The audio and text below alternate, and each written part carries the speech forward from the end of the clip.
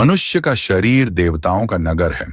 यह वाक्य केवल काव्य नहीं, बल्कि एक गूढ़ सत्य है जिसे हमारे ऋषि मुनियों ने हजारों वर्षों पहले अनुभव किया था। वेदों और उपनिषदों में बार बार यह संकेत मिलता है कि यह शरीर केवल मांस और हड्डियों का ढांचा नहीं, बल्कि एक जीवित यंत्र है। एक ऐसा यंत्र जिसमें आत्मा, मन और प्राण की अदृश्य धाराएं प्रवाहित होती हैं। इस यंत्र के 9 मुख्य द्वार हैं, जिन्हें संस्कृत में नवद्वार कहा गया है।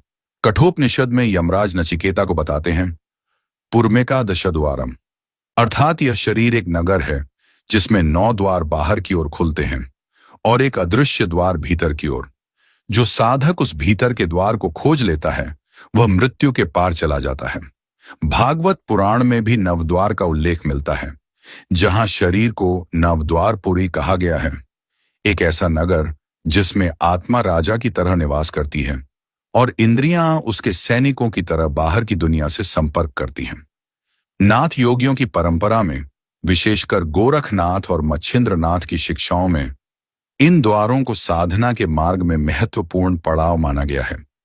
उनका कहना था, जब तक साधक इन 9 द्वारों के आकर्षण में उलझा है, वह संसार के चक्र से मुक्त नहीं हो सकता।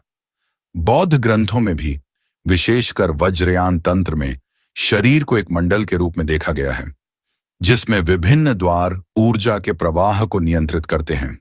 लेकिन इन सभी परंपराओं में एक बात समान है, 9 द्वार हमें बाहर की ओर खींचते हैं। आंखें हमें दृश्य, संसार में कान, ध्वनियों में नाक, गंधों में, जीभ स्वाद में, त्वचा स्पर्श में, और नीचे के द्वार हमें भौतिक अस्तित्व की निरंतरता में। इन द्वारों से होकर आत्मा संसार का अनुभव करती है, लेकिन साथ ही इनसे बंध भी जाती है। यही कारण है कि योग, ध्यान और तंत्र की साधनाओं में बार बार कहा गया, 10वें द्वार की खोज करो। यह 10वां द्वार, जिसे ब्रह्मरंध्र या सहस्रार कहा जाता है, सिर के शीर्ष पर स्थित है। यह कोई भौतिक छेद नहीं, बल्कि चेतना का एक मार्ग है। एक ऐसा द्वार जो भीतर से खुलता है और आत्मा को उसके मूल स्रोत से जोड़ देता है।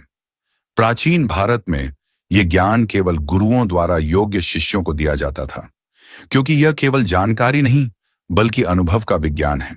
बिना तैयारी के यह मार्ग केवल कल्पना बनकर रह जाता है।